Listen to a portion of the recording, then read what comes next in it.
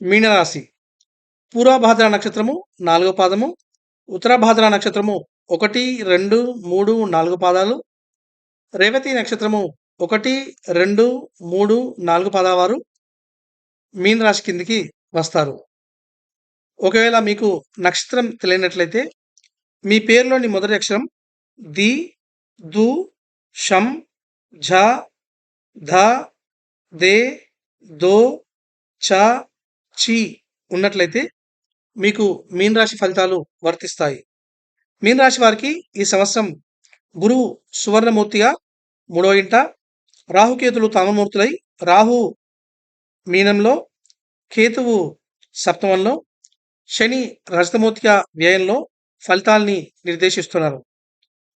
వీరికి ఆదాయం 11, వ్యయం 5, రాజపూజ్యం 2, అవమానం 4.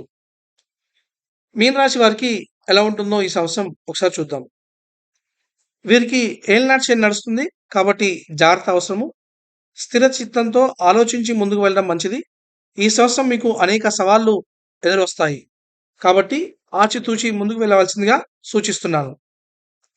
కుటుంబ సభ్యులతో మరియు ఎదుటివారితో మాట్లాడేటప్పుడు చూసుకొని మాట్లాడాలి. మీ మాట సరిగా లేకపోతే సంబంధాలు పాడవుతాయి.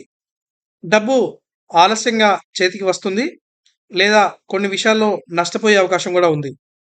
సోదర సోదరీమణులతో కొంత కృషి చేస్తే మంచి సమయం గడపగలుగుతారు. జర్నలిస్టులు, పత్రికా, ప్రింట్ రంగం వారికి బాగుంటుంది. విద్యార్థులు ఫలితాల కోసం శ్రమించాలి. ఏకాగ్రతతో చదువుకోవాలి.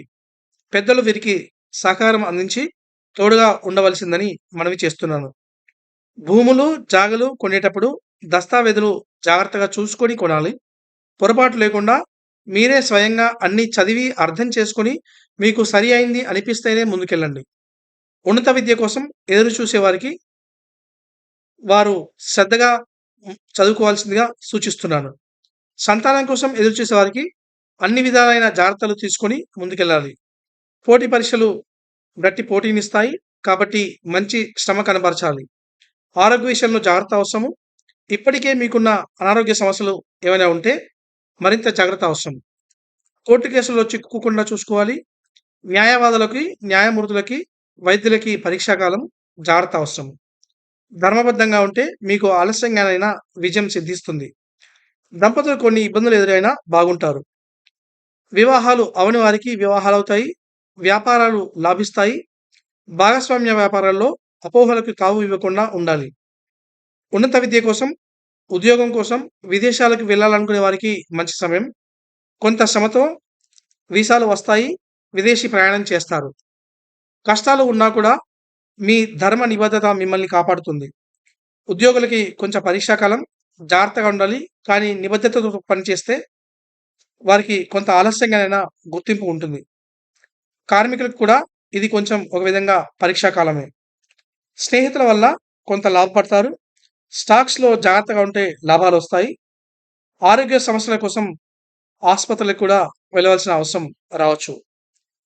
ఈ మీనరాశి వారు ప్రతినిత్యం హనుమత్ కవచం పారాయణ చేయడము, దుర్గామాత ఆరాధన చేయడము, వీలున్నప్పుడల్లా రుద్రాభిషేకం చేయించుకోవాల్సిందిగా వీరికి సూచించడం జరుగుతుంది.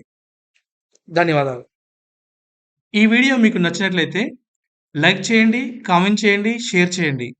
నా ఛానల్‌కి సబ్స్క్రైబ్ చేసుకొని బెల్ బటన్‌ని నొక్కండి. ధన్యవాదాలు.